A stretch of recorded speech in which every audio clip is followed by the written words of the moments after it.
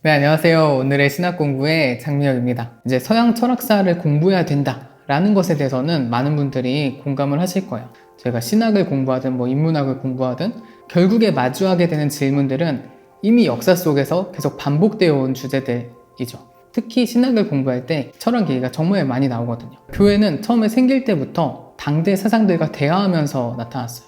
그래서 이미 신약 성경 안에도 당시 헬라 철학이나 헬라 사상의 영향들의 흔적을 볼 수 있고, 이 기독교 신앙을 변증하고 당시 세상과 대화하는 과정 속에서 계속해서 철학과 뭔가의 상호작용을 만들어 가면서 지금까지 2000년 신학사가 이어져 왔죠. 그러니까 이런 식으로 볼 때 서양 철학사를 아는 건 굉장히 중요한데, 문제는 서양 철학사가 너무 방대하고 복잡하다라는 겁니다. 그래서 여러분들이 시중에 책을 찾아보셔도 이만큼 두꺼운 책들이 굉장히 많아요. 서양 철학사 1, 2, 3, 4권 이렇게 나눠져 있는 경우도 많고, 이렇게 해도 다 다루기에는 그 내용이 엄청 방대한 거죠. 그래서 이 서양 철학사를 조금 더 쉽게 접근할 수 있는 강좌를 준비를 했습니다. 3가지 키워드로 읽는 서양 철학사라는 강좌를 저희가 이번에 특강으로 준비를 했는데요. 저번에 키에르케고르 특강에서 함께 해주셨던 윤유석 선생님이 강의를 맡아주셨어요. 그래서 제가 이제 강의를 부탁드릴 때 저 같은 철알못들을 위해서 2시간짜리 강의를 준비해달라 이렇게 요청을 드렸거든요.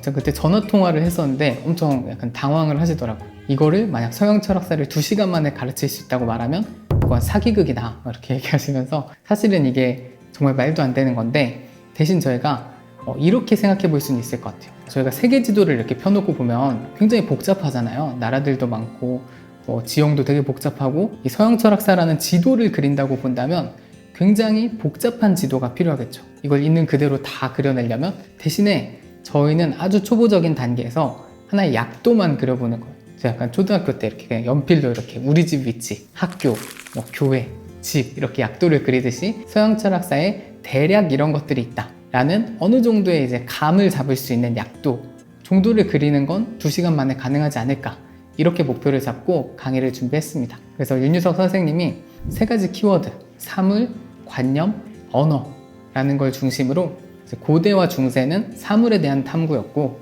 근대는 관념에 대한 탐구였고, 현대는 언어에 대한 탐구다, 이런 식으로 조금 거칠게 구분을 해보고, 이제 왜 이런 전회가 일어나게 되었는지, 그리고 그 전에는 어떤 신화들이 자리 잡고 있는지, 그리고 대표적인 사상가들, 그리고 그 사상의 특징은 무엇인지를 정리해보는 시간을 준비를 했습니다.